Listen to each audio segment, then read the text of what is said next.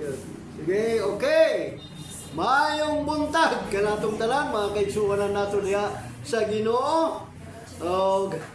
Welcome kamo nining atong bagong vlog na kining atong vlog ang pagtulo na ani universalism view nga ang buti pasabot ani nga ang tanang tao pohon maluwas gawas lamang sa kang Satanas o kang iyang mga demonyo o ang kadtong sala nga gihatag ni Satanas kanato nga kinaiya na ni Satanas maulay palagpoto natong gitawag nga linaw nga kalayo. Okay? Dili na literal nga kalayo ha. Kung dili kaduhang kamatayon. Kaya ang unang kamatayon gibuntog naman ni Kristo pinaagi dito sa cross. Okay? So maghisgot kita karon so na sa dili patamuad to pasensya muna yung mga hindi nakakaintindi ng Cebuano. Please lang at puntahan lang ninyo yung aking FB page sa aking timeline FB page yung The Jesus Dual Nature Theology. Yun ay bawang English ang mga nakasulat doon ng mga artikulo. Okay, salamat ha. O please share lang itong bagong vlog natin ha.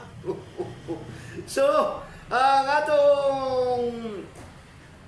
atong ipaambit kanin yung mga igsuon ko. Bahin ang purpose kung sa bay purpose ngano nagwali man ang mga Kristohanon, ang tanan nga mga magtotoo. Okay? Nganong nagwali man, labi na mga pastor, mga pareha na ako. Bueno, ako di man ako moingon nga pastor gyud ko, nga professional, kundi pastor ako sa tanang tao. O dili kayo sa lang ka grupo. Busa ibutang samot nako nga walay kini nga ako ang vlog walay nagpaluyo nga iglesia kinigsuon ko ha. O kining mga spiritual insight dinhi gi-interpret nato ha kay kining Biblia lisod kayo niya kay gisulat kini halos gikan sa Genesis hangtod sa pinadayag mga figurative language and symbols, mga figure of speech. Dili kini yano busa ato ning himuon nga yano para masabtan ninyo. Okay? So ang purpose igsoon ko sa pagwali sa mayong balita pero mga sumura kayo kay ganang mga atong mga kaigsuonan nga mga magwawali kung maminaw ka to sa ilang maayong balita daw dili man maayong balita kay nganong dili man maayong balita kay kung di ka daw mo too tanawa dili ka maluwas na may perno ka mao man pagtuo pero wala ninyo masabting suon ko ha kaya ang kaluwasan sa Biblia world domination na dili na kay panglabay ang buti pasabot sa world domination pohon, pagadamwalahon sa mga magtotoo ha, kay conditional niya, magtotoo ang tanang tao nga giluwas dito sa cross. Tanan, walay bisagon sa nga may impierno. Okay, so di lang ang atong iskutan karon, dili na lang kaning justification by the blood para dita malangan, kung dili ang purpose ha,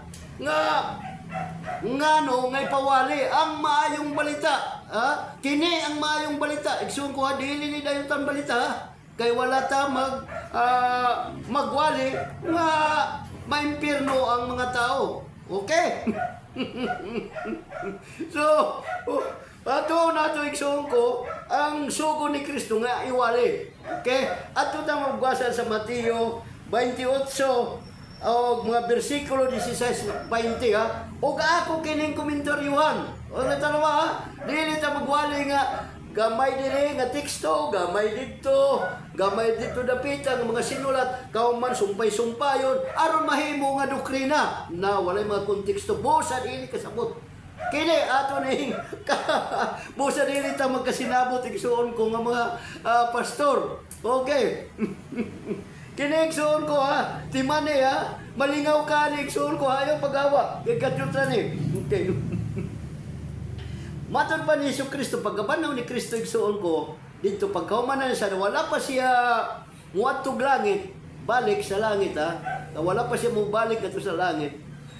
iyang gitugon ang mga 11 ka disipulo. Mao ni ang ingon niya sa iyang pagkabanaw. No. Nag-ingon siya sa 16 na magsugod ang napulog usa ka tinunan miadto sa Galilea dito sa bungtod nga padtuan kanila ni Hesus. Ug sa ilang prakita kaniya gisimba nila siya apan pipila kanila nagduha-duha. Timanig suon ko Dili nganong nagduha-duha? Ana? Kaya ang ilang pagtugon, murag nagduha-duha pa sila bisan nakita na nila nga nabanaw si Kristo, pero nagduha-duha pa uban tungod kay ngano na brainwash man sila sa ilang pagtuo nga ang Dios usara gyud. Oo.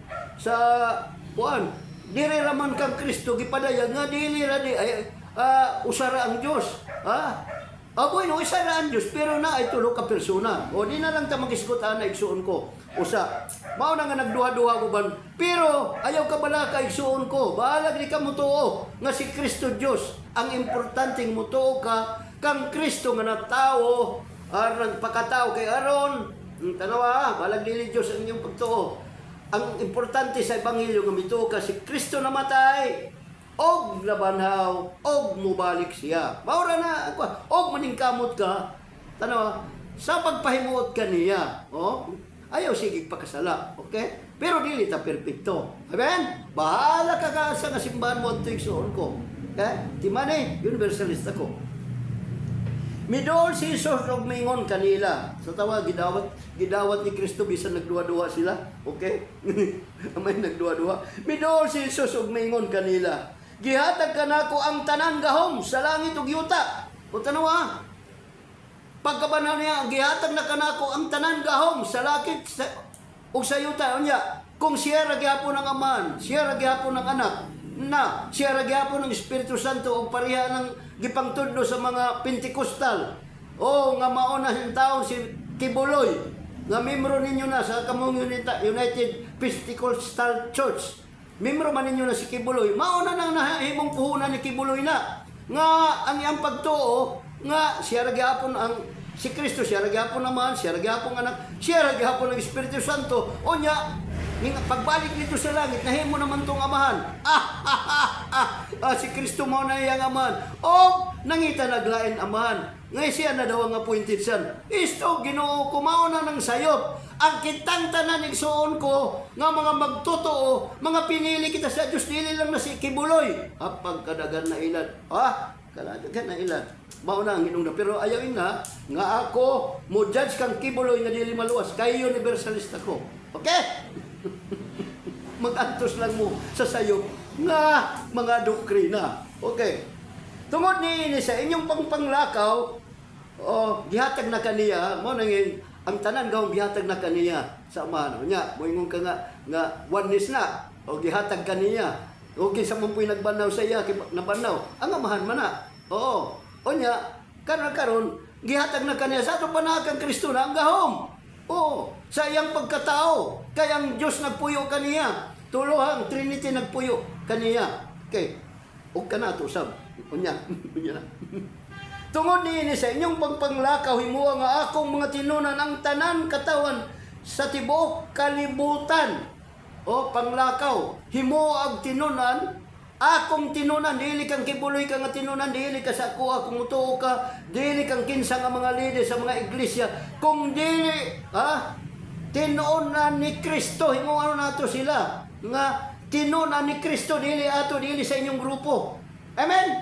Di mo, amen, kadtong murag wala kasabot, pero kung nakasabot ka, amen ka ani mao ni Ebanghelyo nga pagpanglakaw ninyo ngay wali ang maayong balita, dili daw tang balita maayong balita. Okay. Tana bunyag sila sa ngalan sa Amahan, sa Anak o sa Espiritu Santo. Na naglalis na po nila ng uban. Kaya ang ngalan na may dito bautismo nga sa ngalan naman daw ni Kristo o kanang di mo to Trinity. Igsuon ko ang ngalan ani, dili kay literal nga ngalan ni Kristo. Ang gahom, ang gihatag kaniya nga gahom. Ang ngalan gahom ni. Di ba? Gahom. Kanang pananglitan lang nga, kanang moingon nga, sa ngalan sa ngalan ni Jesucristo, Ama, sa ngalan mo nagampo ka sa ngalan ni Kristo. Amen. Oh, sa puti pa sa pinaagi sa gahom ni Kristo, dawaton ang atong mga pag-ampo. Okay? Ingon na igsoon ko ang ngalan dili kay ngalan nga literal nga Hesus. Mao nang uban kay moingon Yahweh unsa na wala na igsoon ko. Ang importante nga bunyagi sila sa ngalan sa Man, sa Anak ug sa Espiritu Santo. Okay? Kana igsoon ko Trinity na. O Trinity na, pero Trinity nga dili na pareha sa inyong pagsabot nga nailawas na. Ang tinuod nga Trinity walay lawas na, omnipresent igsoon ko. Omnipresent na o gani igsoon ko ana na gani kanato. Amen. Sana magtotoo. O pero ang Diyos omnipresent man. Ang midawat sa Espiritu Santo nga nahimong tinun-an igsoon ko ni Kristo, mao na ang gitawag ng mga anak sa Dios. Di man nga dual nature ni giluwas ni Kristo ang tanang tao. Okay. Sigurado na ni. Wala na kondisyon. Pero ang pagsunod sa kingharian mao na nga mo recruit para kapuy-an o Espiritu Santo, mao na bunyagan ka sa Espiritu Santo sa Trinity para magpuyang Espiritu Santo ug natay gahom sa pagwali. Amen. Oh, inuktokin niya kay murag nakuratan mo ang uban nga wala nga karon pa nagkadungog. O ginomdumi ako maguban sa kanunay hangtod sa katapusan sa kalibutan. Sa ato pa magwali kita nga hangtod sa pag-abot ni Kristo ang katapusan sa kalibutan hangtod sa pag-abot ni Kristo. O isa ka pa sa tibok kalibutan kay wali man. Amen? O, mao nang buti pa sa butigsoon ko, si Kristo naguban ka nato. Ayaw pagingon nga si Kibuloy ang uban o kinsa diha nga mga inyo ang mga kulto nga leader. Si Kristo ang ulo sa iglesia, igsoon ko dili ang nga leader sa mga pundok. Ang iglesia igsoon ko nga espirituanon mauna universalism. Universal na. Oo. Ang gipuyan lamang sa mga Espiritu Santo na bautismo tungkol sa pagtuo kay nahimo mga tinun-an og mauna ang nasulod sa iglesia. Og gani ka na igsuon ko himani na nga kita dili ta perpekto kay conditional ni pagsulod kini sa dynastic kingdom mao na nga nag-recruit siya tinunan si Kristo kay aron ka mahimong anak sa Dios kay kung dili ka mouluib puhon makadawat ka og ganti nga mao ang gingharian sa Dios ang dynastic kingdom kay maghari kita uban ni Kristo og ang atong pagharian ng tanan mga tao puhon.